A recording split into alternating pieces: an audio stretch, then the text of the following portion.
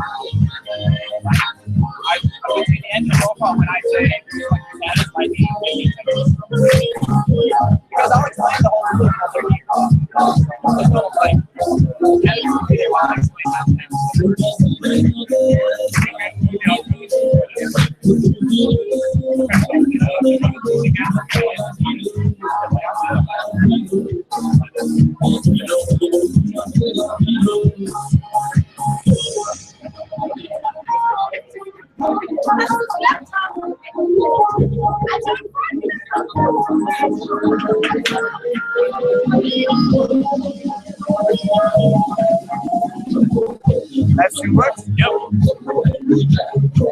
Already on that.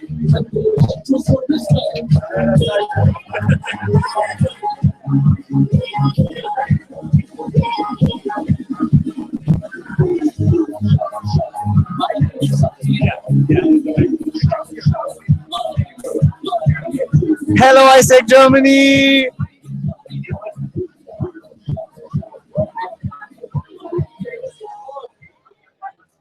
You see the comments? 3 viewers. I just posted it here.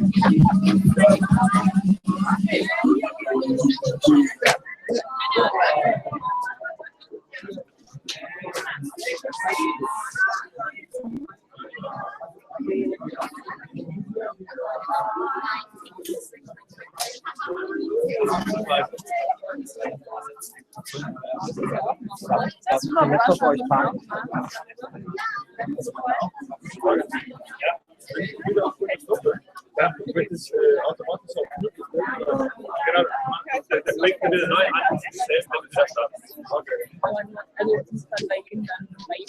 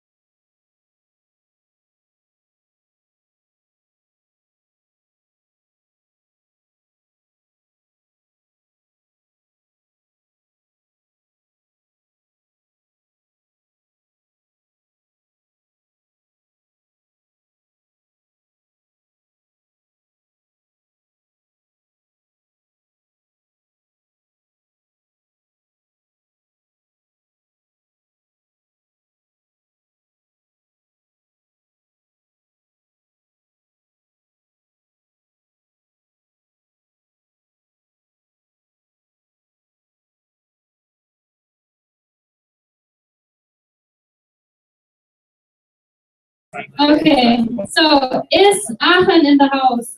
Alter! Anwesend mit Stimmrecht Augsburg, anwesend mit Stimmrecht Bamberg, anwesend mit Stimmrecht Bayreuth, anwesend mit Stimmrecht Berlin HU, anwesend mit Stimmrecht Berlin TU, anwesend mit Stimmrecht Bielefeld, anwesend mit Stimmrecht Bochum, anwesend mit Stimmrecht Bonn, anwesend mit Stimmrecht Braunschweig, anwesend mit Stimmrecht sorry, Bremen, anwesend mit Stimmrecht Darmstadt, anwesend mit Stimmrecht Dortmund, anwesend mit Stimmrecht Dresden, anwesend mit Stimmrecht Essen, anwesend durch externe Stimmdelegation Düsseldorf, anwesend mit Stimmrecht Frankfurt, anwesend mit Stimmrecht Freiburg, anwesend ohne Stimmrecht Gießen, anwesend mit Stimmrecht Göttingen, anwesend ohne Stimmrecht Halle, Solarenergie. anwesend mit Stimmrecht Hamburg, anwesend mit Stimmrecht Hannover, Von der Ile bis zur Leine. anwesend mit Stimmrecht Heidelberg, Lecker. anwesend mit Stimmrecht Jena, anwesend mit Stimmrecht Kaiserslautern, Zweite Liga. anwesend mit Stimmrecht Karlsruhe, anwesend mit Stimmrecht Kiel, anwesend mit Stimmrecht Köln, Kölsch. anwesend mit Stimmrecht Leipzig, anwesend mit Stimmrecht Lüneburg, nein, anwesend mit Stimmrecht Magdeburg, anwesend mit Stimmrecht Mainz, Wiesbaden, so Mainz-Wiesbaden, Yes. anwesend mit Stimmrecht Mannheim, Wir treiben Tat. Bananen im Quadrat. okay, anwesend mit Stimmrecht München, Oh! nein, hier wird nicht geprobt. Punkten. Anwesend mit Stimmrecht Münster. Anwesend mit Stimmrecht Nürnberg. Bratwurst auf der Burg. Lecker. Anwesend mit Stimmrecht Oldenburg. Nicht da. Paderborn. Unicorn an the best. Anwesend mit Stimmrecht Passau. Anwesend mit Stimmrecht Regensburg. Anwesend mit Stimmrecht Stuttgart. Ja, mein Sohn. Anwesend mit Stimmrecht Tübingen. Anwesend mit Stimmrecht Ulm. Classy. Ulm. Anwesend ohne Stimmrecht Wuppertal. Anwesend mit Stimmrecht Würzburg. Anwesend mit Stimmrecht MCP Picosi. Anwesend mit Stimmrecht MCP Daniel Baumann. Anwesend mit Stimmrecht MCP Daniel Röhl. Anwesend mit Stimmrecht MCP Fabi. Anwesend mit Stimmrecht MCP Nancy. Anwesend mit Stimmrecht MCP Lamar. Anwesend mit Stimmrecht MCP Nastasia. Isaac in Germany. MC Director Christoph. MC Director Dan. Merke! MC Manager Ines. MC Director Joao. Sehr geil. Aschaffenburg. Irgendwann mit Stimmrecht. Nein.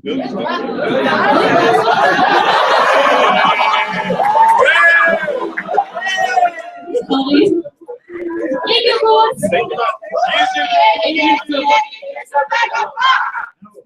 LCDSC. NFS. Okay, we're done. So we are happily all there, and we have a forum, so it can start now. Okay. Okay. Welcome everyone to the MCP panel. That's exciting, no? Okay. So actually, I'd like to invite the candidates in at this time, and I can explain the rules with them. So please welcome your candidates.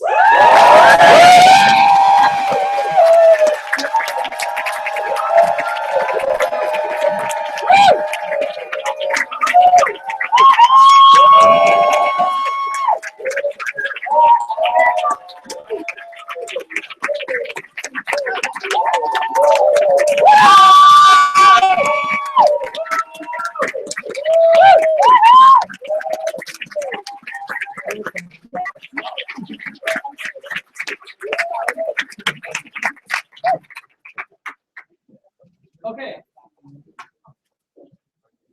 So for about the next 90 minutes, we have a panel with your MCP candidates. The panel will cover topics related to external events, but also about themselves and ISEC as an organization. I've briefed the candidates that I want their answers to be limited to about 1 minute. If an answer is really compelling for everyone, then it might go longer than that. Also, if I think someone's made their point, we can cut them off and we'll move to the next person or the next question. Okay? For most questions, I lay out an order for the candidates to speak in. So I say, first I'd like to hear from Max and then Johannes, etc. Some questions I also invite them to add. So I say, okay, would anyone like to discuss that? Depending on how quickly we go, there might be more or less discussion. That's something that I'll sort of decide.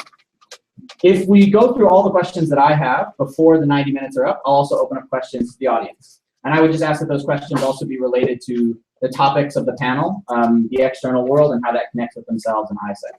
Okay? Can the live stream see all of the candidates? Great, and I think we can all see each other, yes? Okay, then I'd like to get started. So my first question is related to ISEC's Youth Speak survey.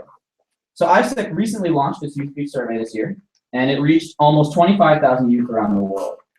When asked what the most serious global issue facing the world is, almost 1/4 of respondents said access to a decent education. That was more than 2 times as many as any other issue. So I want to know, in your opinion, what is the most serious issue facing the world and why? And I'd like to hear first from Maria, and then Max, and then Johannes. And after everyone has spoken, if someone would like to add something, please do. Okay. Thank you for your question. I think it's very difficult to find the one topic that is the most crucial towards the world, because the world is a very big place with a lot of different issues in different areas. But to me personally, I feel like a decent access to health is a very serious issue, and for me it's the most important one, because without health and without the ability to actually live a life that has some kind of life quality, the rest of the issues don't really matter anymore, because, you know, putting it drastically, if I suffer from it and from an illness and I have a very short life, then I can't do a lot with this life anyways. So for me, building a healthy basis first is the most important issue.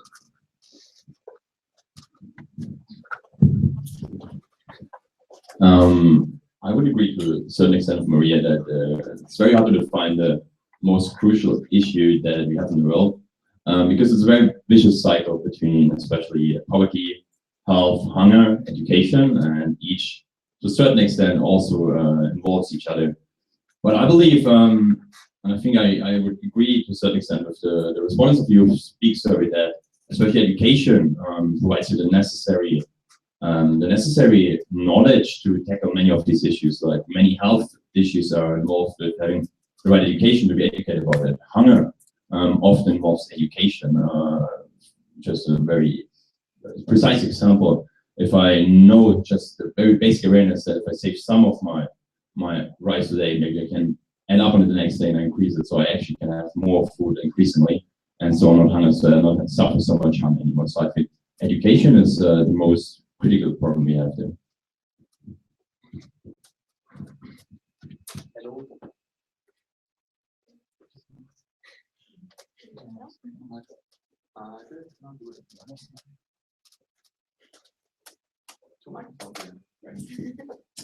Hello. So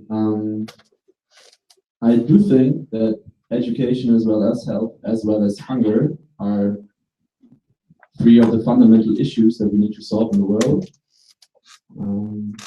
The most threatening before that is of course war, or peace. Like find out how peace actually works in the world, because we don't even know why wars occur. If you get into like peace science, we actually don't know how to prevent wars. And I do think that religion or health or education are all reasons for that, but it would be nice to find out why. And concerning Youth Speak survey, it's interesting how we probably only reach educated students with our survey, which kind of distorts the whole image. I think if we would ask rural people, I don't know, let's just say India, we would still come out with food and health. Would anyone like to add anything? Okay, if not, I would also invite you guys to share, for the issues that you spoke about, what have you done in your life to impact that issue?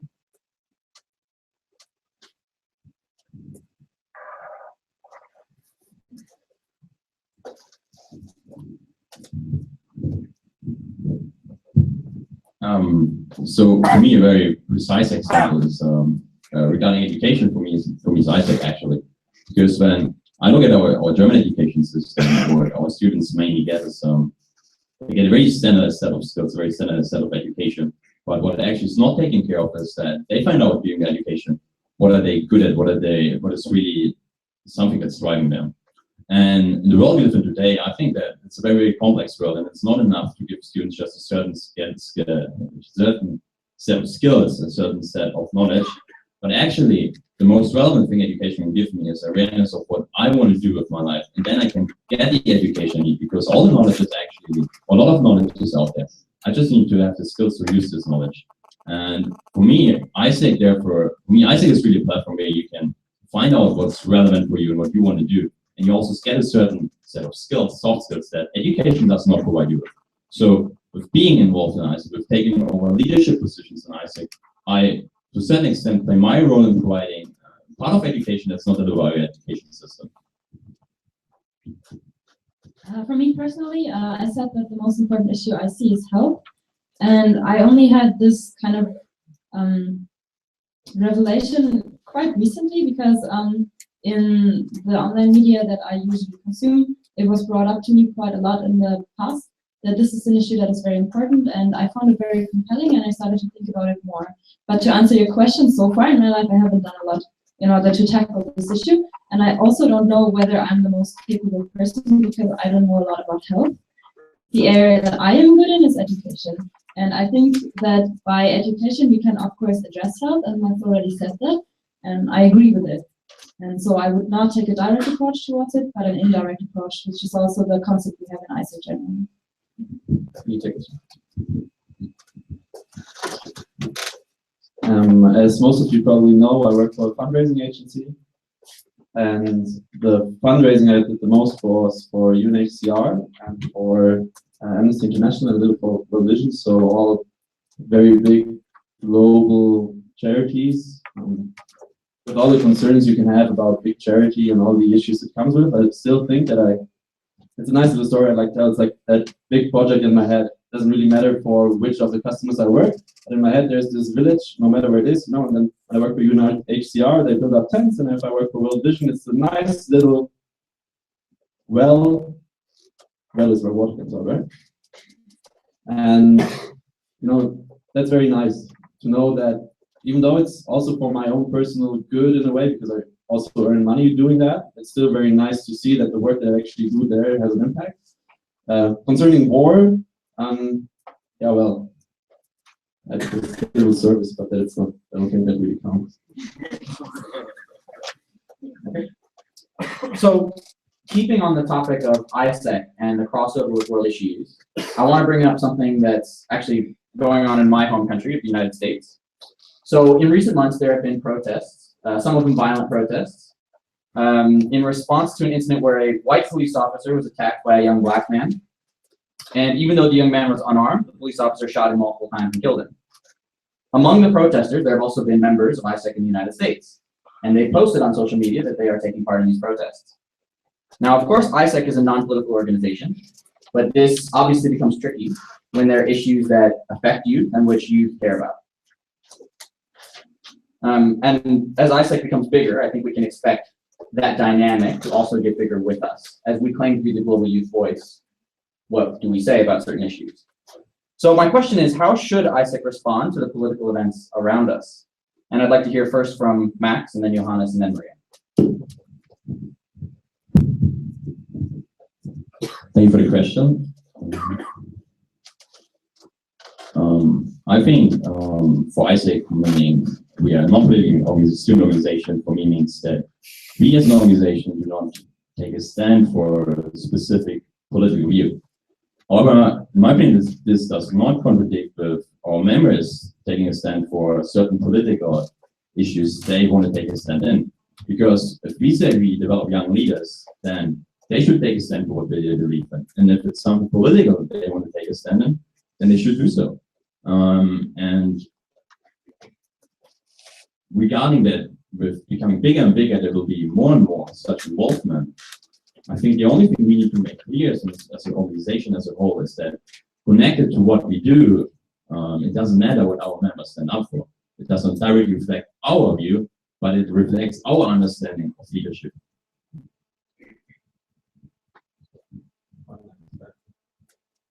I very much agree with that. So thank you, Max. What I do think is that it's okay to let members do, or to let members stand up for what they believe in, as long as you don't get involved in very big political difficulties, as I just learned yesterday from Man with the MOC in Taiwan, and with an area which is maybe in Russia, maybe in Ukraine. I don't want to step on any toes here. I think, no, not the topic. So I think it gets dangerous once you can't separate ISEC and its members anymore. So I think on an MC level, you have to be aware that everything you do is also a political statement, because when we claim to be a global youth voice, it is very dangerous to do what we believe is right. Come back to my well-picked example of Ukraine and Russia. I believe that it's wrong to invade another country. Still, if I would be the president of ISEC in Ukraine, that issue gets a whole lot more complicated. So, my minute is up. Okay. I also very much agree with Max that it is important to separate the organization from the individual, but I actually think it's a very desirable development to see ISAC members take a stand, and especially the events in Ferguson that were also very much related to racial issues, which is something that ISAC kind of touches on. If we talk about cultural understanding, and if we talk about having people being equal and sharing their opinion on an equal level. So I actually think it is good that ISAC can also empower people to actively develop an opinion on this topic, but we should also give the space to our members to agree that different opinions are also okay, and to share the different perspectives of why it is possible to have different opinions on one and the same topic. Even in an organization where the thing that we all believe in is the same, that still doesn't mean that on every issue we will automatically agree. And I think actually ISAC can be a good platform to open up discussions, but in the end we have to say that every opinion that is out there has some kind of validity. And obviously there are opinions that are a little bit more close-cornered and that maybe I would personally not agree on, but then it's important to open up a dialogue, which means different people have different opinions, and I think we can actually be a very powerful tool if we want to be a global youth voice. So I think your answers are very eloquent. And I don't necessarily disagree with you, but I do want to push a little bit, because it sounds very nice theoretically. But put into practicality, imagine you're the president of ISAC in the United States, and members post on social media that they are taking part in a protest, and that's printed by a newspaper, and it says that members of a peaceful organization, or a peace-loving organization, let's say, are involved in protests, some of which might be violent, even if they weren't being violent. As president of ISAC in the United States, what do you say to your members? It sounds like the message would be, you guys can do whatever you want, please be responsible. But actually, would it be something different? And any of you can respond. Okay, I'm just going to go ahead. I don't think that my opinion would necessarily change, because the message I want to give is that it's important to have an opinion, and that if you are a leader, you should also be able to communicate this opinion and stand up for it. So the message wouldn't change, just maybe I would also send the message that please, first of all, be safe, because we care about the people in your organization. And second of all, also make clear, maybe in a separate message as ISAC organization, that yes, our members are involved in some of those different projects, but we as an organization, we don't have a stand. And just make that clear as well, and I don't think that then it should be a problem actually.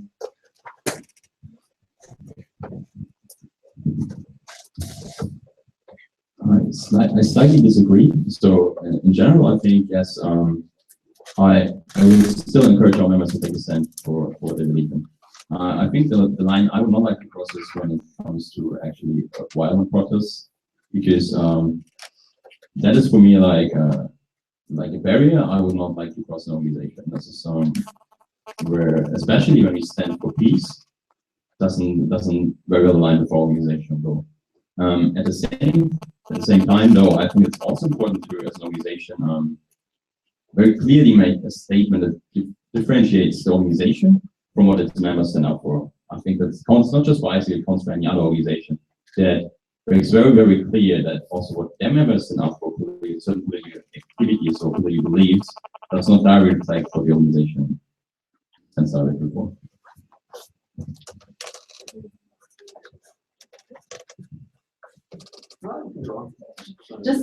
Sorry. Unless Johannes has a response, I'd like to move on. I have a response. I don't necessarily disagree with you, but I like to differentiate, because I think we shouldn't let let's say there are peaceful ISAC protesters, not let them be on this demonstration because other people are ruining the whole thing. On the other hand, I do think that I don't know what the stand of ISAC US is in the United States, but I don't think we really will face a PR disaster there, because I don't know how many people care about the activities of ISAC in the US, but yeah. So I think the main obligation we have is to prevent the PR disaster. Not really that good when it comes to public relations, but I do think that you need to take countermeasures when people actually start to care, or if you have the feeling that people will start to care soon, then just send your message constantly. If it's not really a problem, I think they can just enjoy being for racial equality, which is a very good point. Thank you. So I'd like to move to the next question then.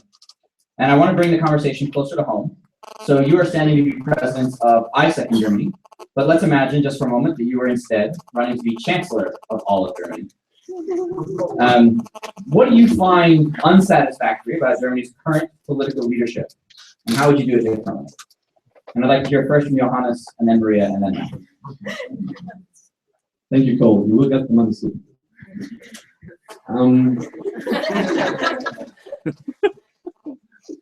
As I stated in my application, what I really don't like about the political system in Germany is right now is that we constantly try to hit the middle of the elected, like the electorate. Is that the word for people in Germany? Yeah. So trying to find the best compromise so most people vote me and not really tackle issues. As I outlined in my application, there is like a bazillion topics we need to cover in the future. Martin's favorite topic is the crappy German education system. I mean, of course, education and politics is one of the most difficult fields you can go in politics. But still, how could you not care about that? So there's a lot of stuff not right with the German political system. Most of it is about, and I'm very much generalizing it, I may sound like a tabloid, but I think sometimes politicians are too pressured by the media to voice something because the things they actually do, and I believe politicians are very intelligent people. And I think our German political system is actually quite good. And still, the image that we get from the German political system is very much distorted by the media, which sucks. And I've been in that federal election campaign, and it's very hard. If you're standing to be elected, you want to get your message across. And I think one of the most crucial points that we need to face in Germany with our politics is that we don't actually only care about Germany, but we also care about the world. Okay, Maria? I'm going to stop now.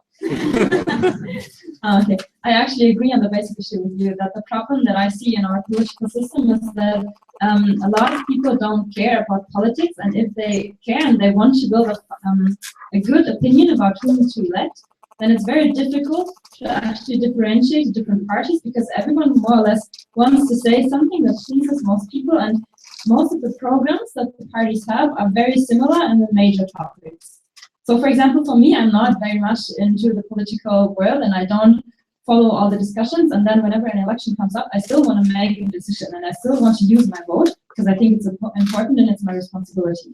So then what I do is I turn to what the parties are standing for and see whether I agree on the issues.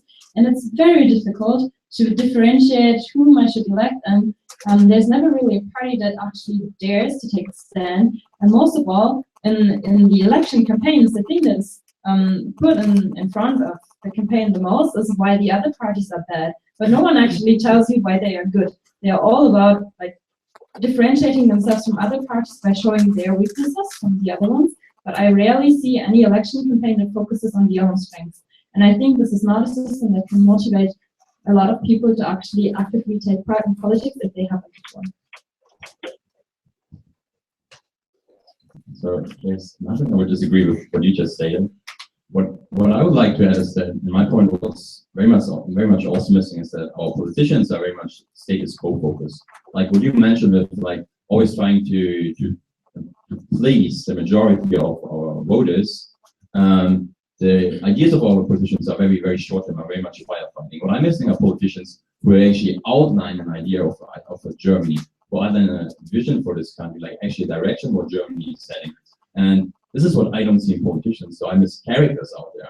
I see parties out there, but I miss actually individuals that are able to draw an image of the country that people actually get excited about. So excitement is something I'm very much missing in our politics. Okay, I think you've all done a good job outlining the problem. I want to push you a little bit. I also want to differentiate between you. If you were Chancellor of Germany, what's the first thing you do to fix the problem you're talking about? The concrete action. What are you going to do? I cannot shut down all the media, can I? You can do whatever you want. No, I cannot. I would think.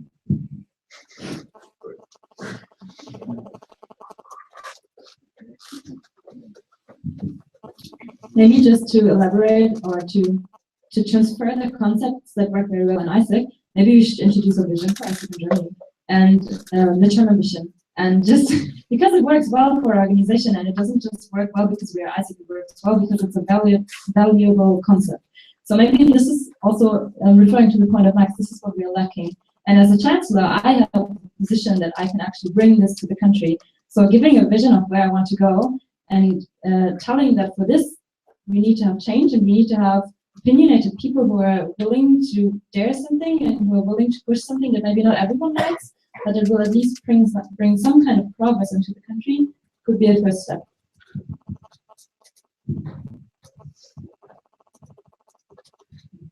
Okay, I don't think the problem is the political system itself. The political system itself is fine. And even politicians have very long-term visions. If you talk to people like directly, they will like, and that's what you always also hear in the talk shows, you know, the politicians backstage, they said some really intelligent things, but then they were on television and they couldn't anymore.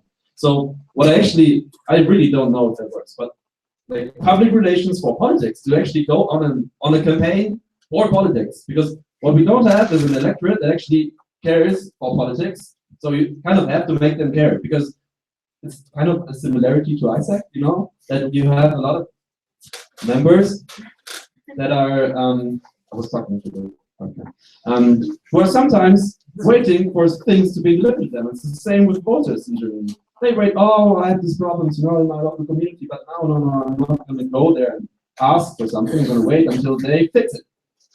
And that is something that needs to change. I think it's a deliverable by politics and something that needs to be delivered by the voters. So, to answer your question, a very nice PR campaign. I would disagree there, because I still think that as a politician, I'm in a position to take a stand, and I have a time of 4 years to actually push things that have a more long-term approach. And I would hardly doubt that that another party, same as an ISAC, actually often continues things, and I hardly doubt that they change all the things they've introduced, because yeah, it's very intelligent people, it's very smart people that are top politicians.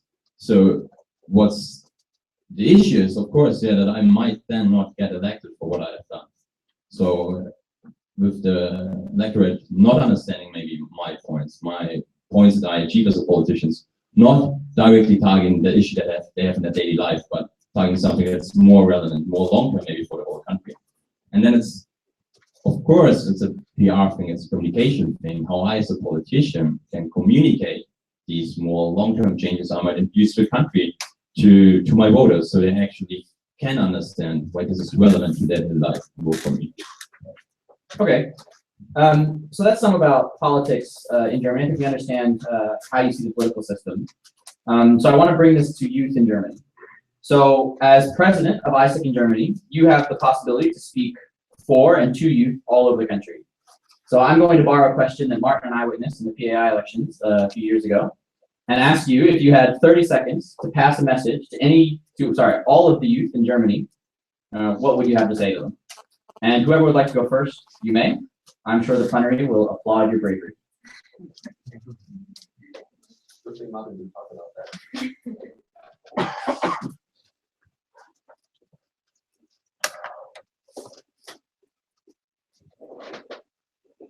I have 30 seconds, can I lose it? Yes. Yeah, you can use Can that. you talk to every person in the world? What would you say to the youth of Germany in 30 seconds? In English, yeah. You have about 10 seconds left. Yeah, dear fellow Germans, I wish for you that you are able to take a stand for what you believe in, because you know you are the one who will change the world in the future. Do that.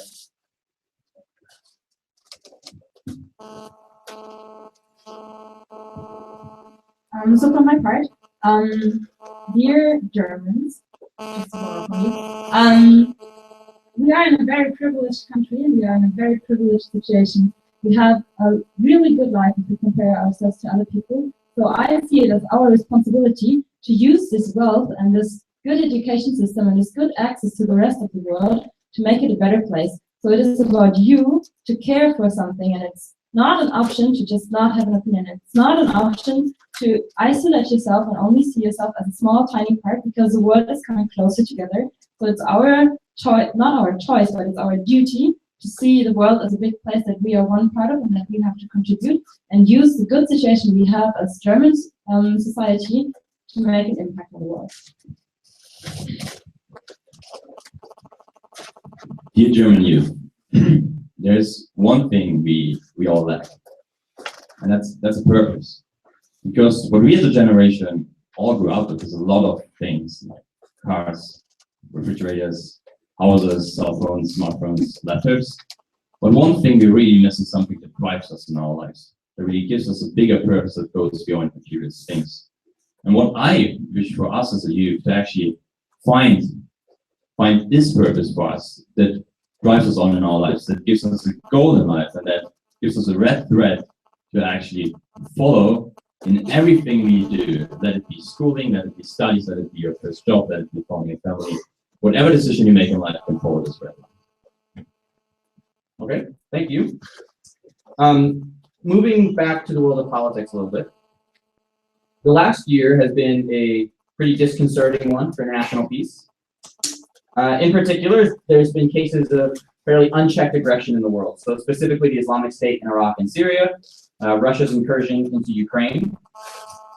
What do you think world leaders should do to respond to these examples of unchecked aggression now and in the future?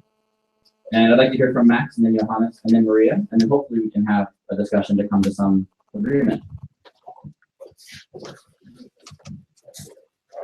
Very pretty good question. Let me think about it.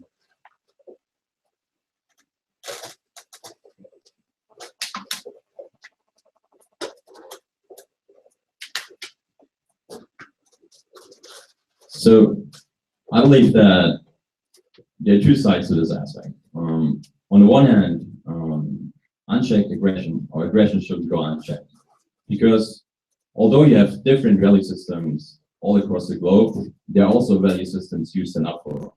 And I believe value systems you should also take a stand for. And for my point of view, aggression is not something that's involved in my value system. At the same time, you also need to understand the political situations where those aggressions happen, and you actually need to be very diplomatic about understanding what's happening there, because it's very arrogant to say from your point of view, I know what is the right solution for the specific situation, let's say for Ukraine and Russia. I don't know both sides, I don't know both aspects of both parties, like both views, because I've not been there. So what I think world leaders need to do is try to draw a very neutral picture of the situation and to give others the chance to define what kind of actions they would take there. Johannes? I do think if there would be a solution, we would have found it by now, because people don't like to kill each other, at least I think in their natural state. And I'm going to give you the idealistic answer now. I think if one country would be able to stop attacking another country, and all the countries would do that, we would have no unchecked aggression. And to answer aggression with even more military aggression will not ever lead to peace. Why? I don't know why people fight each other. There's, like, as you said, there's a million issues. I think one of the main driving factors is always fear of the foreign. So what people should do is always start talking and continue talking, and never check aggression with aggression. I agree.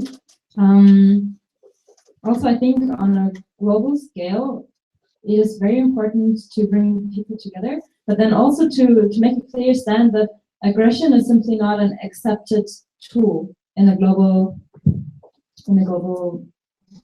plenary, or however you would want to call it. So there are different theories about the different conflicts you also mentioned, but for example, no, I don't want to go into detail. I don't want to fix myself onto one certain issue because I don't have enough insight.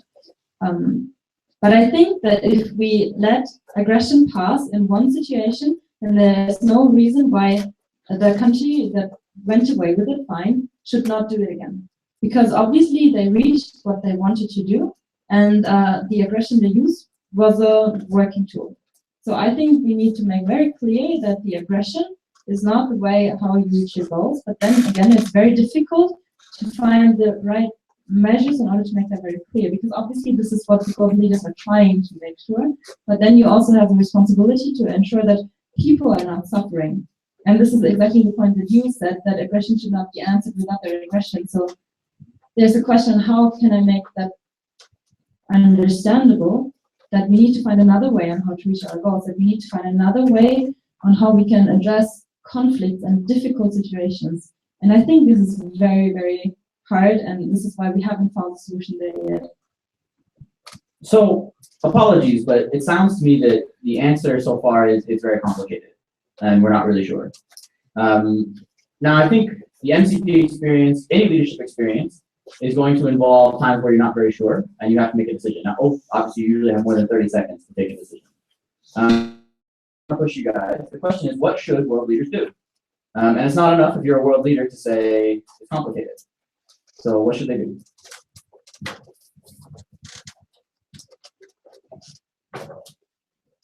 I think the problem that I see is that we have already tried a lot, and obviously hasn't worked. So, for example, coming together and agreeing on a certain standard that we see as important, a certain standard of peace, is something that we already did as global leaders, but it's not preventing the outbreak of conflicts. So the thing is, we already have tried a lot of things, and we always come to the end where we say, okay, we've tried to talk and we've tried to find other solutions, but somehow it didn't work. So now I'm putting an embargo, and if that doesn't work, then I'm going to fight it back with aggression. And this is not the thing that I think should work for the future, and it doesn't work for the future, because then we will always spiral upwards, and we will always end up at aggression at some point, because maybe the perspectives then change, and maybe then someone else thinks, okay, this is still not the ideal solution, so I have to push further, and then I'm coming in with my embargo. So this is why I think it's so hard. And if I say now that I believe we have to find a common ground, then you could ask as the next question, but we have to divide it.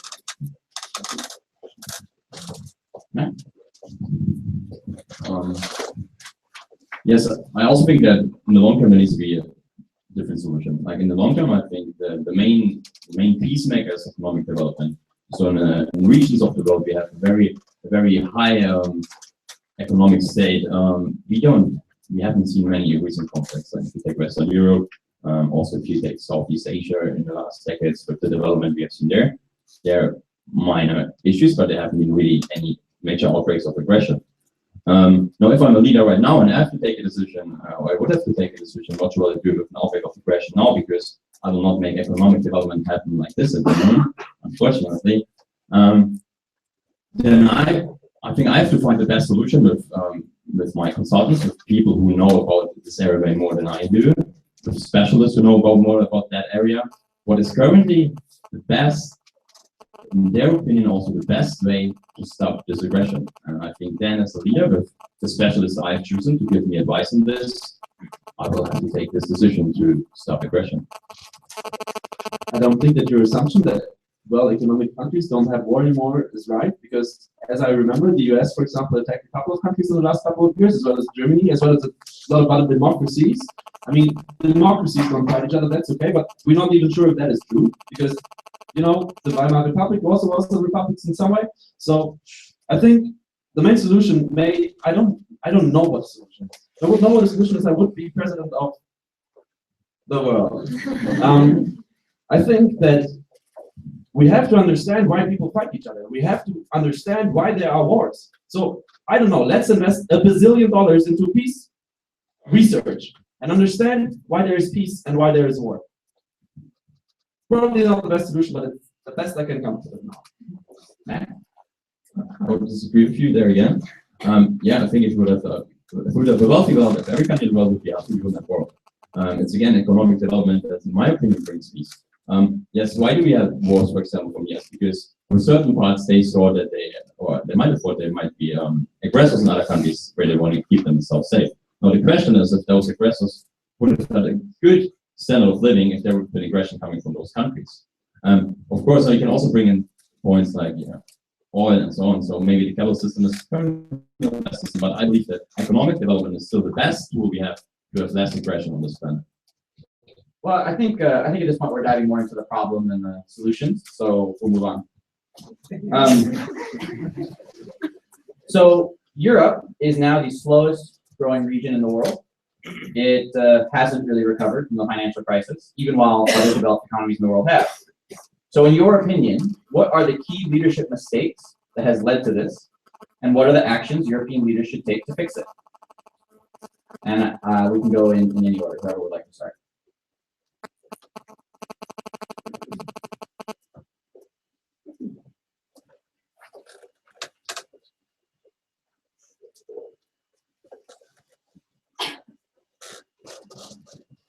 So, to touch on the point I mentioned earlier, I again believe for Western Europe being pretty much the most well-developed region in the world, you have a very high standard of living. So the urge to actually continue development, continue growing, continue economically growing is naturally, I think, very, very low. So what I think many European countries is missing is actually is something bigger than just the economic health they are striving for, the economic well-being. Because if I look, for example, at the US, we have some very, very inspirational entrepreneurs that still have something they think that goes beyond their current state, that's something more they offer humanity, something more humanity can reach for. Then you have something you can actually also strive in economic way. And I believe this is what Europe is missing compared, especially now in the US.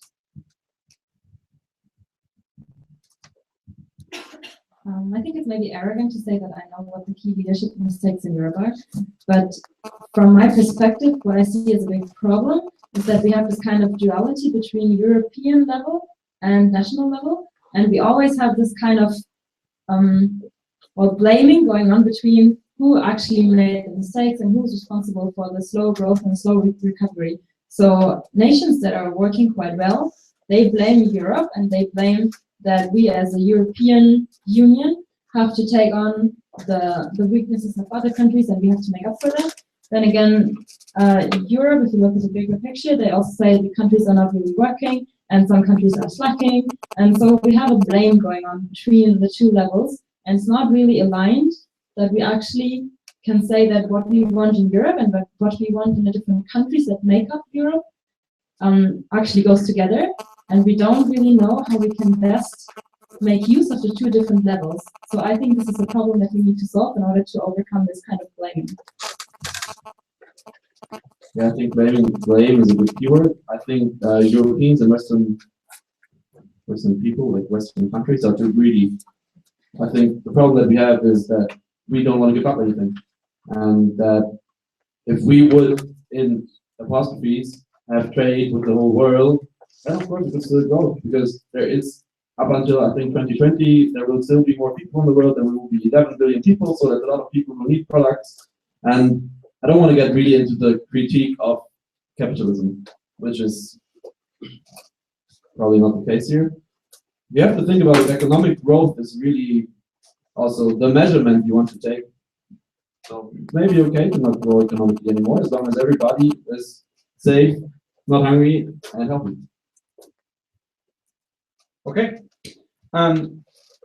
So perhaps now we can look a little bit to the future. So there are many possibilities for the future, good and bad. Transportation that can bring people across the world in a few hours. Robotics and biology mixed together to revolutionize medicine. What do you think is the most significant change you see coming to the world, let's say in the next 10 or 20-year time span? And why should that matter to us? I think one very big point is pharmaceutics changing. I love science fiction, by the way. Like pharmaceutics that really enhance your abilities as a human, and I think also like everything that you call bionics, so the merge of machine and human, so everything that is in IT systems that actually feels very natural but is enhancing your ability as a human is something that will drive humanity forward. What they say, those scientists, probably from America, is that the next big thing is still biochemicals and everything that's connected to that. One thing that I personally see as very fascinating, I don't know whether it's still going to be the big thing in 10 years, but at the moment at least, and for the next couple of years, is 3D printing, which maybe goes along in that direction in some sort, because it just gives us a lot of opportunities, and it's being used at the moment quite reasonably already in medicine, for example, where you can print different thingy with your knee and stuff. So you can print different things that are specifically made for one person who maybe needs to have an operation. So there's a lot of opportunity to actually take on cases that so far we couldn't really solve with medicine. 3D printing On the other hand, does not only direct to medicine, but it's actually something that can be applied to basically almost everything. So it can also be used in economics, for example. It can develop new products. It can enrich our lives in many different perspectives, and it's going to be very, very cheap in the future. So it's going to be accessible not only to big countries and to medical corporations, but ideally, dreaming, it's going to be also accessible to the everyday person. So I see a lot of potential there, and we need to figure out how we can make the best use of it. I believe that something that has also seen major developments in the last decades is artificial intelligence, and that will be one of the main innovations and developments you will see in the next years, because artificial intelligence enables us to basically everything that's very process oriented, very standard processes we have, basically just push away to artificial intelligence and use what human beings are best for, and that's what creating, like being creative, creating new creative jobs. And I think this is a major force, of course, also a very big challenge for our employment force, for our job force, because it will put a lot of challenges on us on what new jobs might be created. What is for the people that are currently in very process-oriented jobs might be taken over by artificial intelligence. But actually, I believe it's a very beautiful development you will see, because it will free a lot of creative energy humanity has. Going back to the Youth Speak survey and World Economic Forum reports, one thing that's clear is that youth are very dissatisfied in leaders around the world, and that they have very low trust of leadership. A question I have for you guys is there a leader out there that for you gives you hope? Who's your true north, someone that you admire, and gives you hope that there are leaders out there that can make a world where we can solve some of the problems we've talked about? So if so, who is that, and why is that someone that you look up to?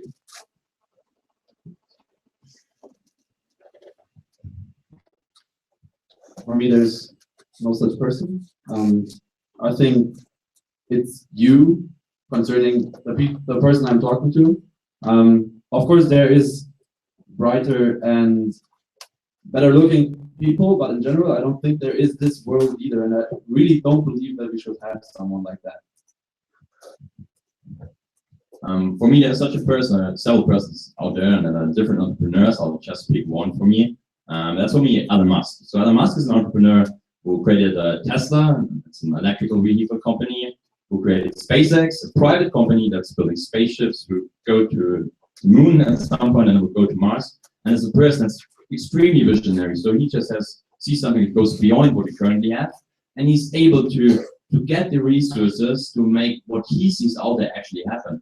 And that's a person I admire, because that's a person I would like to be. That's someone who actually really not just thinks big, but also acts big in what he does. Just quickly to clarify, I meant that there is not the one person. I think there is a million of them. So. I am actually on the same page with you. So for me, also, there's not the one person. I think there's a number of obvious answers you could give. For example, Steve Jobs is one of the people who are constantly mentioned for being very creative, very imaginative. But for me, it's not one person that I would look up to, because generally in my life, I also don't really have the one role model that I just look up to. What I usually do is that I see characteristics in different people, and I put them together to create an ideal state that I strive for. So what I usually do, and this is also in relation to this leadership question, is that I see different people who are very good in one specific thing, and then I take all of those characteristics together to form the leader that I'm striving for. Okay. At this point, I'd like to open to questions from the audience. So if you don't like the questions that I've been asking, and you have a better one, feel free to volunteer, and the candidates can answer your questions. We should have about 25 minutes for that. Yes? No.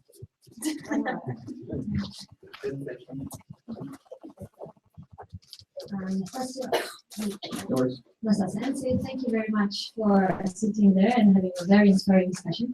Really like the question about law leadership, and then I try to make my own. It's a long one, and it's really this. And this is concerning humanitarian interventions. So international law received in 2001 a small adjustment. It states that in case if a state, in case that the state acting irresponsible about its own people, a neighbor country has the duty, has the right to intervene. This leads to a little development concerning the humanitarian interventions and questions strongly the sovereignty of the people and of the state. Please comment on this development and the role of humanitarian interventions in the future.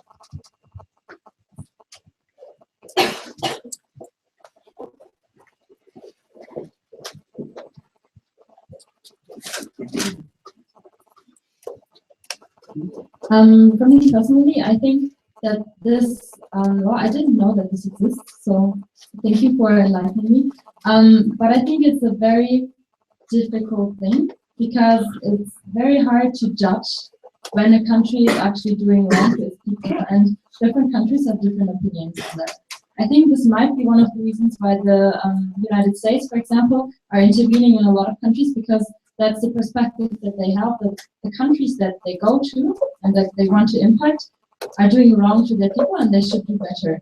But I think it's very difficult to say that someone can have the perfect say on what is wrong and what is right.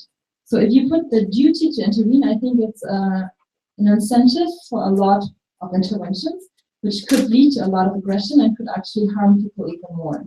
So I think in order to have such a law, you have to have a neutral entity who then decides this is right and this is wrong, and now you are actually in a situation where there should be intervention. So next is Halle. So I would like to answer. Yeah, I see a similar issue as you just mentioned. It's basically, I think it's a question between the sovereignty of the state and the actual individual. And I think there's no black and white. It's also not about like, do I intervene or do I not intervene? That's maybe more a question of how do I intervene. And let's say if I have a humanitarian crisis and it's about food and water that the state cannot provide or is taking away from its citizens, then I believe that I, as a neighboring country, have the duty to provide these things to the country. When we talk about military aggression or military intervention, I think I totally agree with you. It's a totally different issue to discuss.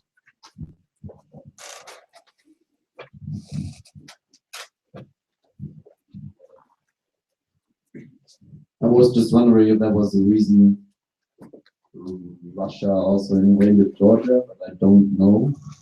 I think in general it's a very, very valid point that if I see people suffering, that I should be able to help them. Yet again, we have North Korea, where people are obviously starving and nobody cares. At least I don't see American jets throwing care packages into North Korea. So I guess that clause in international law is mostly used as an excuse to actually, I don't know, invade a country and then say, hey, we saved you from your oppressor. And of course, that is again coming back to the discussion we had earlier, an unnecessary use of aggression. Okay, yeah, if I go there with my help trucks, as the Russians did in Ukraine, but in the trucks there's not actually help goods, but there is soldiers. Not saying that it was the case there. Yeah, it's just very hard to define. I mean, how as a global plenary, for example, the United Nations, how can you tell what the intentions are of a country when it goes to another country with their help goods? Because the thing that we have is that we always should have the doubts that at the moment they're not doing it for the good reasons, but they're doing it for their own benefit, which brings us back to that aspect of as long as I'm good, I'm good. Okay?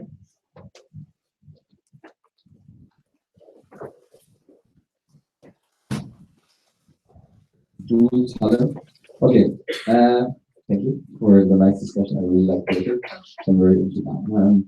I'm wondering, like, ISIC was founded as a peaceful organization to bring peace in Europe, you know, I guess. So, what do you think would be a conflict we can solve based on that idea? Because sometimes I like a bit the connection at the moment. I mean, Germany is a very nice country. We are very peaceful, I guess, and we do exchange, for example, with friends. So how is this pushing peace? Is there a conflict you see ISAC can really go back to the roots, bringing peace by exchange? And is there maybe a need to expand the network to do so?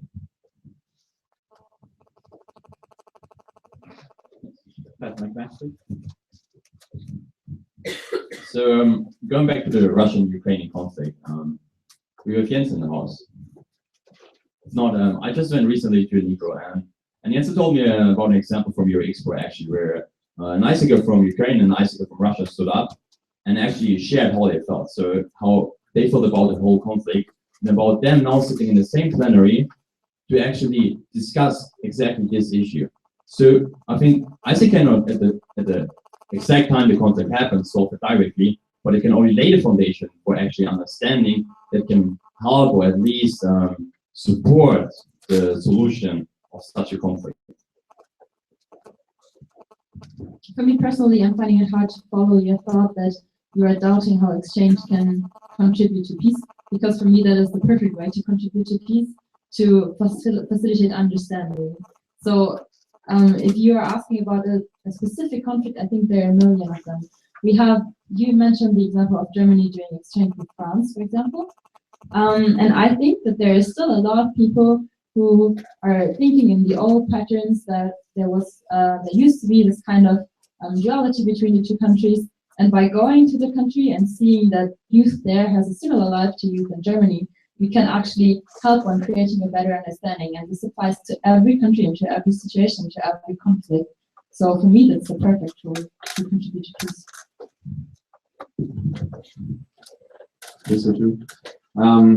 Answering the question that you had concerning which conflicts is ISIC solving right now, I find it to be very frustrating that we're not really contributing between the MOC, the mainland of China and Taiwan, and we can't open an ISIC in Israel, we can't open ISIC in Palestine because the MENA countries are very afraid that it will harm them. So that is very frustrating to see that we actually can't do anything about that.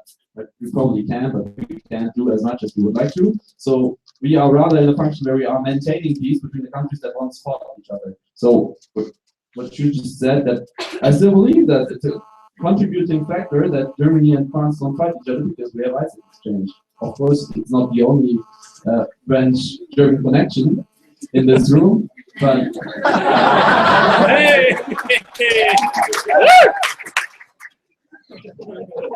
it's one of them. Okay, next question. Joao?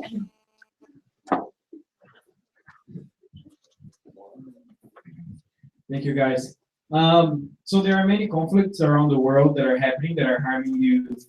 And ISAC is a global youth voice. Let's pretend that you are the MCP of ISAC in Germany today. I'm going to point out a conflict. I think that is happening in Mexico, where many students are being harmed and killed. What is your job as MCP of ISAC in Germany to help that conflict be solved? In a few sentences, please. I think that is a work of lobby work. It's actually approach people, be it either in business or be it in politics or wherever you see your most fit lobby or the most impactful lobby, and use our global network to just spread our message of, I don't want to say peace and love, but of not harming people and of international understanding, of also inner country harmony. So it's always important to put political pressure on other governments. And as far as I understood, in Mexico, it's the people against the government also in a way, because they feel like the students haven't been protected enough, or that the government doesn't do enough for or against the 43 students that have been murdered. So it's always important to kind of poke governments that are not doing the right thing, not saying that I have an idea what is happening in Mexico. We only read Lewis's Facebook messages.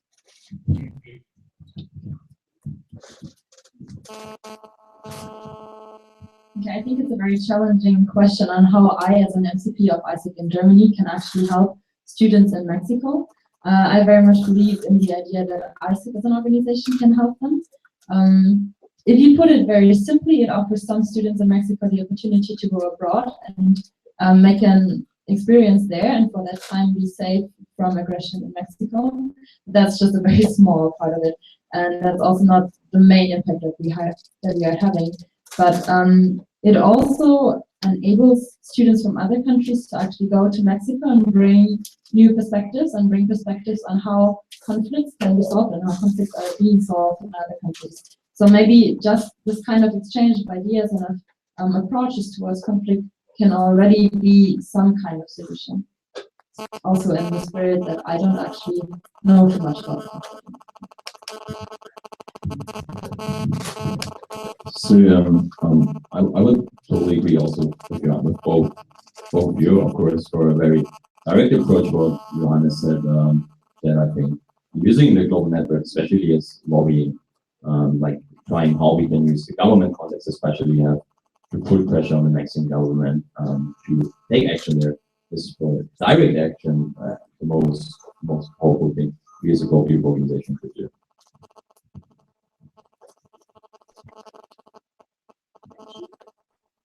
Do you have the speaker list now? Yeah.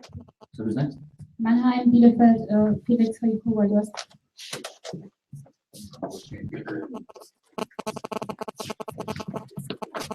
So thank you very much, dear candidates. Joshua Mannheim. I wanted to go back to the Youth Speak topic where it said that a lot of people in our organization care about education. And I was thinking a lot and doubting a lot our own educational system in Germany and thought about different measures how we can improve it. So I want to hear your ideas, concrete statements and measures. How do you want to change the educational system of Germany to become a better education system where you want to have it? Okay, I don't know whether I have the perfect solution, but the things that are concerning to me at the moment are, first of all, that at the very beginning of education, that the Länderhoheit, so that the different Bundesländer actually can make up their own education system, leads to the fact that people in the same country have different education systems, different paths that on how they go through education, different goals and ideas behind the education that they get, and also when they get out of the education at the same level, so after grade 10 or after grade 12 or 13 or whatever you want to pick, then people in the same country actually are on a different level of knowledge, on a different understanding of how their education has contributed to them. So for me, that doesn't really make sense. I don't understand why it is like that, and I would really like to see an aligned education in this country. So taking away the Länderhoheit and making education a topic that is of national concern and that also gets a national solution. And then the second part is that the education that we go on after school, so for example, picking university, often very much fails to be helpful to address the challenges that after your education you're going to face. So if you pick university studies, a lot of the things that we learn in our studies are actually not relevant to the jobs that we will have afterwards, and also they're going to be outdated very soon. So I think what the thing is that we should have in the education system is how we actually get the skills to keep getting knowledge and to keep learning. So I think there's way too little focus on having learning as an ongoing concept after I finish education. And there should be a lot more contact between the practical relevance of the jobs that I can have after my education finishes, or about the current technology and current developments that are going on and the education that I receive.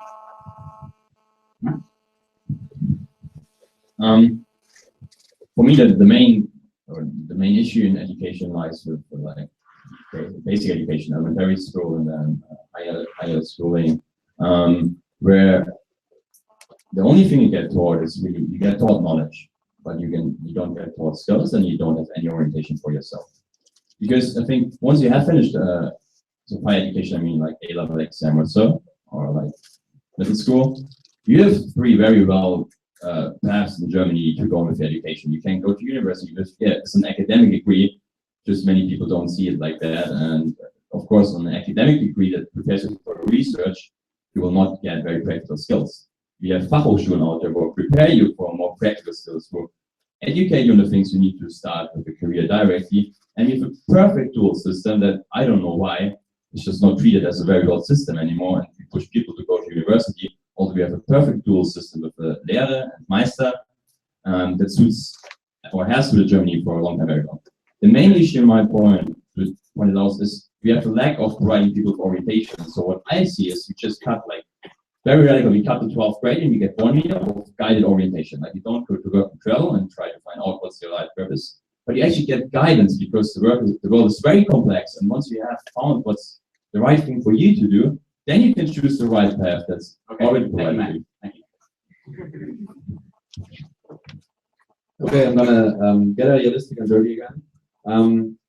Considering your question, it totally reminds me of the last question we had in the MCP World Cafe, which was about if you could design an educational system from scratch, what would it look like? I agree with you that the federal system that we have and that the Länderhoheit is something that is not working very well in a country of 80 million people. I don't agree, though, that I'm talking so fast, that alignment is a cool thing to have. I think diversity in education is much more important, and like, as much fun as we make of the Waldorfschule, I don't actually think it's a bad educational system.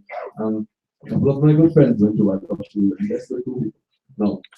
So I think diversity is the main aspect we should actually have in our system, and we actually should have youth taking responsibility for their education, because that's not something we teach them. We treat them like cattle and getting them through the factory of education to have in the end a unified product, and that's not the point of education. So I think we should have a one flow system. And I totally know that this is very complicated to get it actually through. But a unified system where you are in school from 3 months, I don't know, 6 months, whenever it is necessary, in Bavaria when you're 2. So that you actually can choose what you want to learn at which point of time. And of course you need guidance there as well, because I don't know, 5-year-olds know the value of some of the stuff they maybe should be able to do. Let's just say German grammar, for example. But maybe they're even interested in that. So, okay, I need you to conclude. And use IT and develop social skills. Thank you. So we have about 19 minutes left. So I'd like us to treat this sort of as lightning round from here on. So I'd like both the people asking the questions and the candidates to speak as crisply as possible, and for us to keep this moving so they can hear as many of your perspectives as possible. Okay? So our next question goes to Bielefeld, Felix, and then Stuttgart.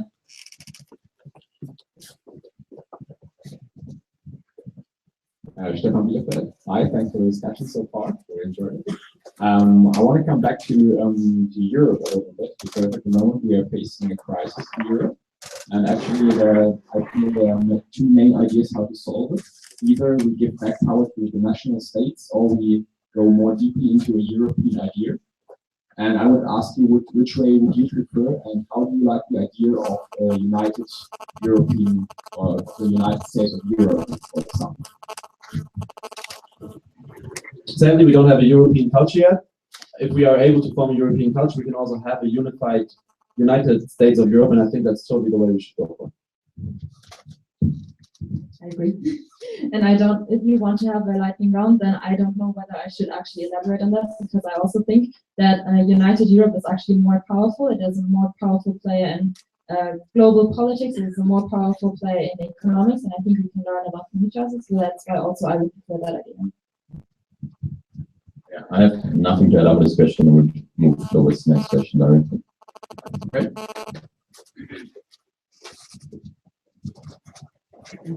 Thank you. Thank you. I have some concerns about the actual political way we are choosing in Germany, because we say we are the power and we are the future for Germany, but actually throughout the demographic change, the power has shifted to the older generations. And in my opinion, this is why parties like the AfD are on the rise, and which concerns me a lot. And what do you think about this, first of all, and what do you think is our job, and how could we take back the power to do something against this change? So I totally agree with you that this is happening. That's a very big problem. I currently, from my point of view, don't see a solution from political side. I think it's a very intergenerational solution we have there. As with the solution of families we have seen over the last decades, like my grandparents, many grandparents don't actually have a connection to their grandchildren anymore. So if you can revive this connection again, and I think also all the generations will make decisions, also voting, that will keep in mind how it affects their grandchildren, so to say our generation. Very sad to tell you, but the old people will not be there anymore in a couple of years, and you will be the old people. So even now, young people that we are, maybe at another 10 years, will be in charge of politics. So the actual demographic change is playing in our hands. The other thing with the AfD is it's just another impression of a party that we see, like we had with the ASG, of people not knowing what to vote for. There's a lot of protest voting, there's a lot of right-wing conservative voting, and even left people voting for that. So there's a lot of people who don't know. Oh, I did not insult anyone in this room. I want to differentiate myself from you, but one thing I agree with is that even though we have a demographic change and we have more old people than young people, I don't think that this actually affects the concept of that we are the future and that we are the leaders of the future and we will have the impact or the bigger impact in the future on our country. Because, I mean, we are aging and we are going into different positions where we will have economic impact, where we will have impact on our families and friends, and where we will have political impact. And this is happening. I mean, just because we have more old people than we used to, that doesn't stop me from aging and from moving on through life. So I don't actually see how demographic change would affect this thought of youth now being responsible for the future. Concerning the AfD, I also know very young people who vote for the AfD. So I don't actually see the direct alignment between the AfD rising and the demographic change. Yes, Max, quickly. Yes, I believe that when we are future leaders, at some point we will be in charge. But I believe that with the demographic change, that now there are also decisions taken that will affect us in the future, and we will not easily be able to change in 40 years. So I think we also need to find ways now to affect older people to make the right decisions right now. Like in general, I hope every one of you is able to vote because we're all in the voting age, so we can actually affect decisions right now by talking to people. Next is Stuttgart.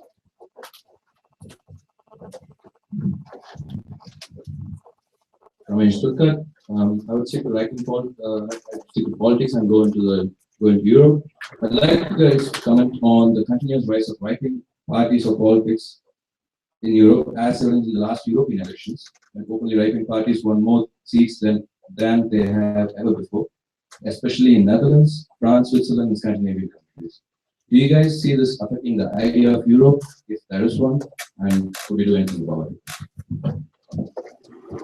I see the danger in the idea of Europe because I think those people are, I'm very much judging right-wing voters right now, but I also think they're very much afraid that, oh no, my country is going to suffer. That's why I'm going to stay conservative, and let's just stay the way we are because it's the right thing to do. That is the lightning round answer, but I can elaborate on that later.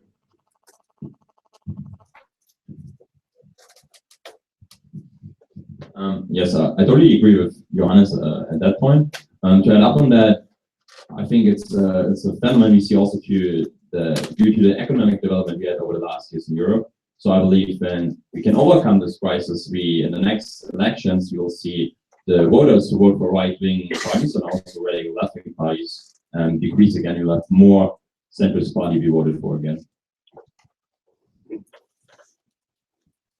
I think the reason why we have a lot of people voting against the European idea and doing so by voting maybe right-wing, as I think you implied it, is that we cannot communicate well enough the idea of why a European or a stronger European bond would actually be good. And I think if we want to change it and if we want to improve the thought of the European idea, then first of all, we have to find someone who can actually put that into convincing words, and we have to find for ourselves why we think this is a good idea. I mean, all the three of us agreed that we would rather see the development towards United States of Europe than keeping the nationalism very strong. And we might have different reasons for that, but I think the reasons are not compelling enough to the masses and not compelling enough to the different kinds of people with different concerns that we have in all the countries.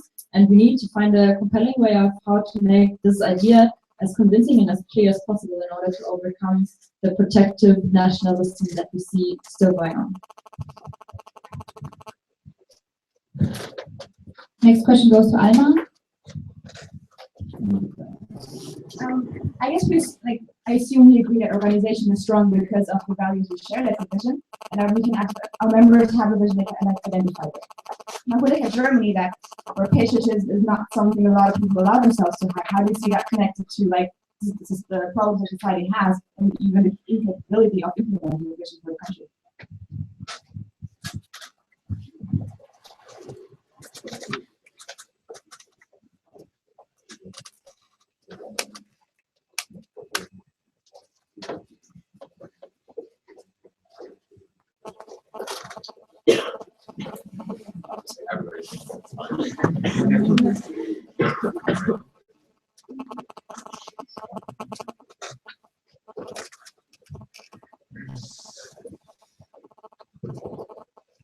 Okay, maybe we can see it also in the perspective of European development. We, as Germany, we have a strong issue of identifying as one people with a certain idea just because we have made very bad experiences in the past.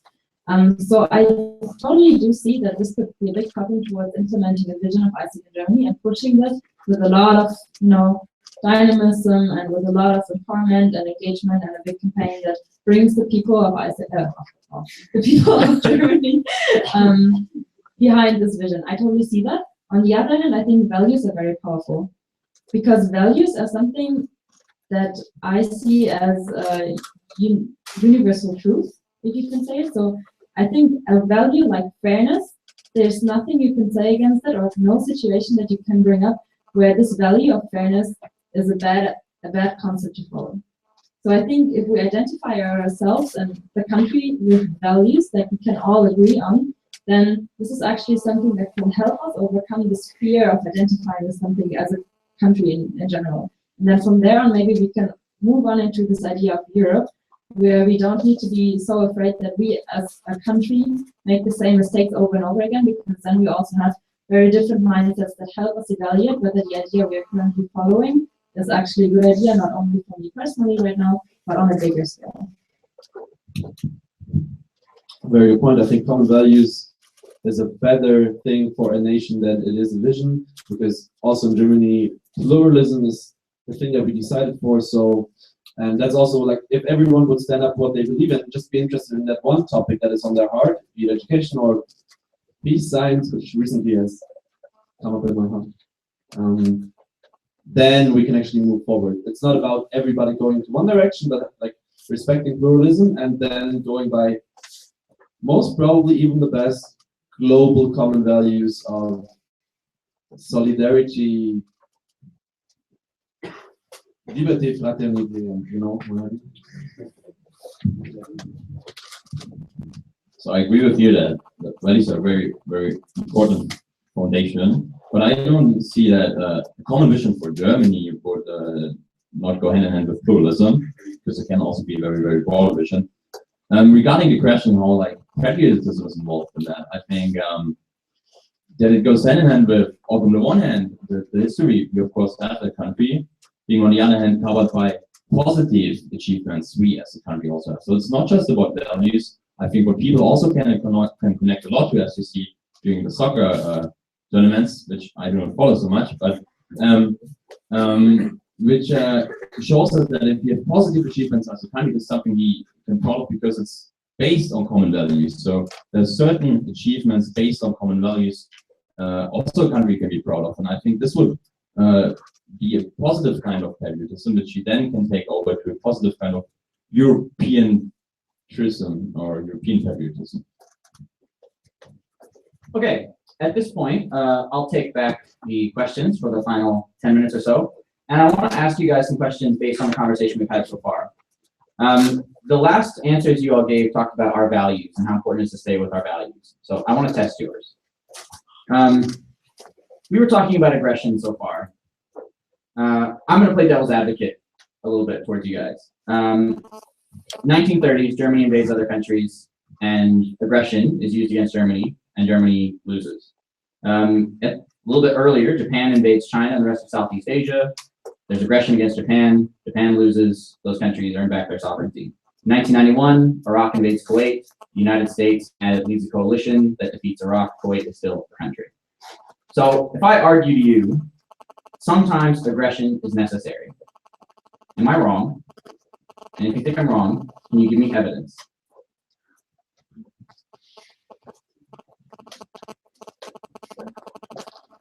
Are we still in the Latin one?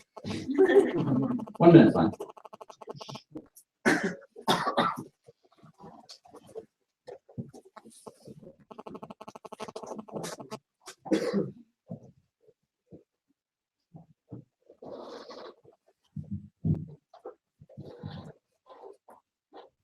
I believe that aggression is not a long-term solution, and my evidence to you would be to not start in 1930 looking at Germany, but starting earlier, where we had the First World War. Germany was put down by aggression. It led to a lot of frustration, and it followed into the Second World War. So for a short moment, yes, the conflict was solved, and yes, the other countries gained back their sovereignty, and everything was fine shortly. But it wasn't a long-term solution, and it led to another Second World War that was even worse than the first one. So looking at that example, we can never fully see how the long-term effects of fighting aggression with more aggression will be. And I don't think that in the long run, fighting aggression with more aggression will lead to a stable state. I am also going to stick with my idealistic view that aggression will never be the solution for peace. And still, my brain is kind of kidding with me because I know that on the short term, sometimes you either have to protect yourself or you have to use some force to keep people from what they're doing. So I think it is a no. I'm going to stick with no. No, you're not right. Because it will lead to more aggression. Okay, Matt? So to stick with the other two, aggression is definitely not a long-term solution in no way. But I believe there are solutions. There are situations where you have to defend yourself or you have to protect others. You're forced to defend yourself, and it's the last measure, really the last measure you can take or you have to take to protect yourself. And there are not just situations on a country level. There are probably also situations in your daily life, maybe not so much in Germany, but in many other countries. But it is still a fact that you have to use aggression to protect yourself. Okay. Another topic has been different problems in the world and how you guys respond to them. And a lot of the time the answer has been it's complicated, and here's the little thing that I could do to solve that. If you're elected MCP, very truly, this time next year you will be in a position of responsibility where you are running a major organization that claims that it can solve these problems around the world. How would you use that platform? What is an issue out there in the world that you would use this organization and that platform of being MCP of Germany for 1 year to actually impact?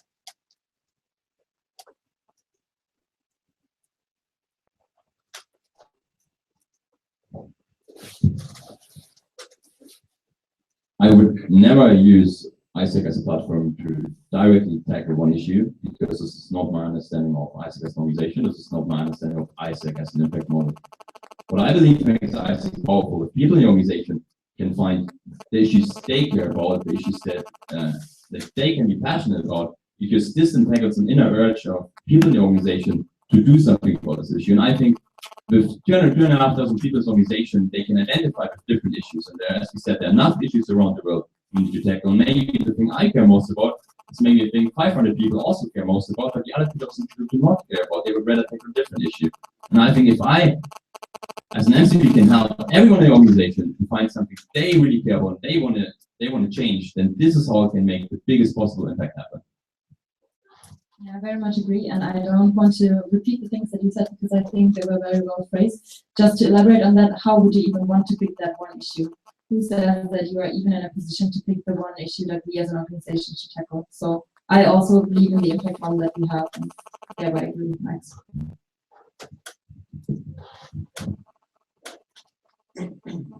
Based on the thought that youth should stand up for what they believe in, I think that is the main issue we'll also solve in the next year, is to actually help people find their dream, and then what we're not making sure is for them to make it real after. That's what we talked about at lunch. Afterwards, to make it real. So it is always an alternative to, I wouldn't say next year, So our core value that we bring for the issues also in Germany, I totally agree with you, there's too many of them to just pick one. So our core issue that we will solve is that people are not able to make their dreams real or even find their dreams, their passion, or inner urge. I think going a little bit into the future, it is still a very nice idea to have something that enables people after ISAC to have the impact on the issue that they really care about. To let them found their company that is tackling education, that is tackling health, that is tackling cow disease. Okay. And my final question, and I'd like it if you can sort of answer in one sentence, let's say, is that one day, unless we solve mortality in the future, we will all leave this world. When it's your time to go, what do you want to tell future generations that you did to make their world a better place?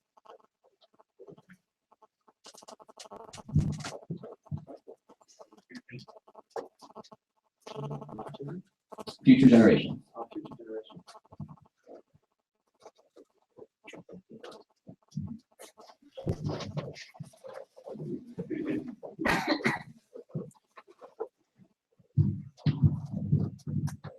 So when I'm sitting there with my grandchildren in my whipping chair, the one thing I want to tell them is that I build a business that is impacting people's lives every day in a positive way.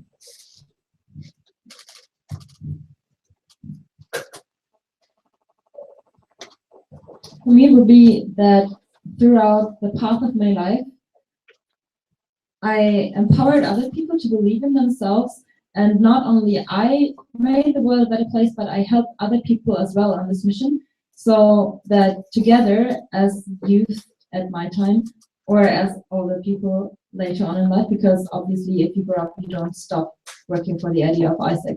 So throughout my life, I always empowered other people to believe in their idea and to also make the world a better place, so that we as a generation are working for them.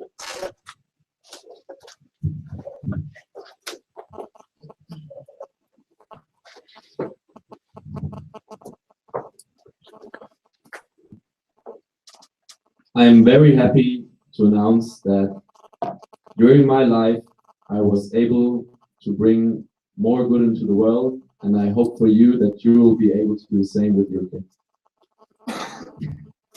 Okay.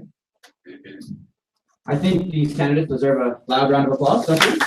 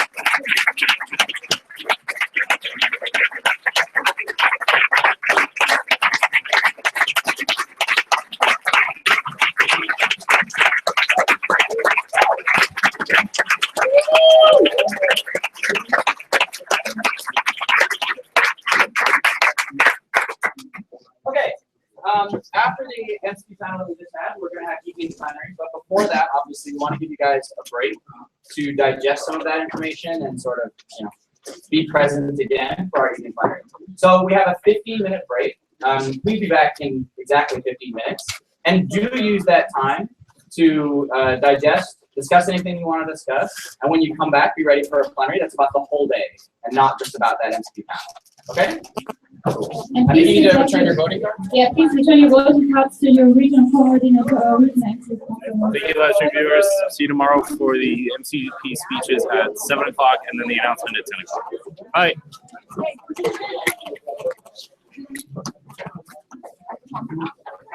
Bye.